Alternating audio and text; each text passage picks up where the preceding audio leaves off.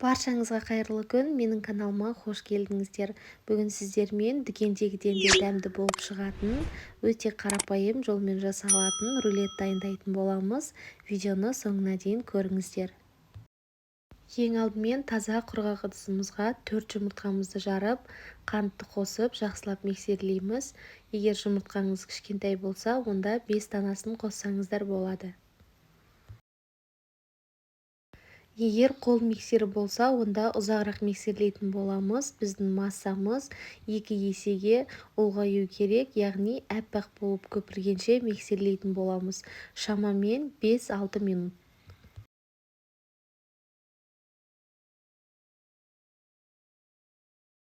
Біздің массамыз міне дәл осылай әппақ болып көпірді. Енді келесі кезекте сұйық май және де жылы сүтті қосып, жақсылап миксерлейміз. Сұйық қоспаларымызды ұзақ миксерлеудің қажеті жоқ. Енді келесі кезекте құрғақ қоспаларымызды қосатын боламыз. Ұнымызды және де разрыхлительді алдын ала електен өткізіп дайындап қоямыз және де миксерлейміз.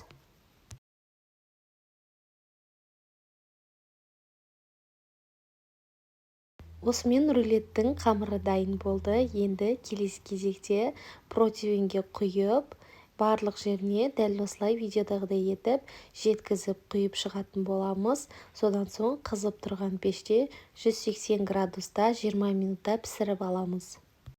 Піскенін шпажканың көмегімен тексеріп аламыз. Міне біздің рулетіміздің қамыры дайын болды. Дәл осылай ыстық күйінде орап қоямыз. Енді келесі кезекте біздің қамырымыз суығанша кремін дайындайтын боламыз. Сүзбелі ірімшікке қантты қосып, жақсылап миксерлейміз. Дәл осылай сүзбелі ірімшікті алдын ала миксерлеп алсаңыздар, біздің креміміз әдемі, ешқандай түйіршіксіз болып шығады. Дәл осылай миксерлеп алдық. Енді келесі кезекте салқын сливкиімізді қосып, біздің массамыз қою болғанша, яғни крем болғанша миксерлейтін боламыз.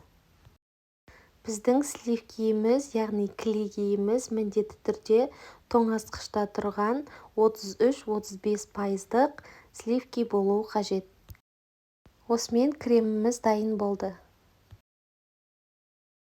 Енді жаңа дайындаған кремімізді кондитер қапшығына салып қоямыз.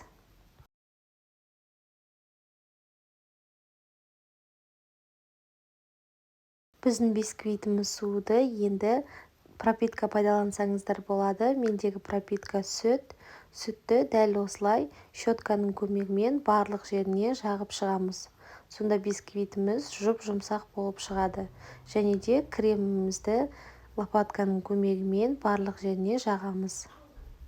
Креммен бірге арасына неше түрлі жемістер пайдалансаңыздар болады. Дәмі ерекше болып шығады.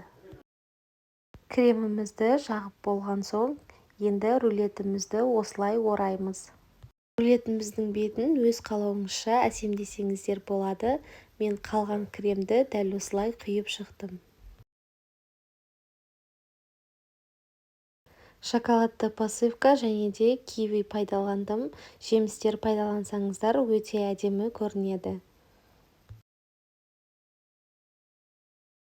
Осымен біздің өте дәмді, дүкендегіден де керемет болып шығатын рулетіміз дайын болды. Сіздер де міндетті түрде жасап көріңіздер. Өте қарапайым заттармен жасалады.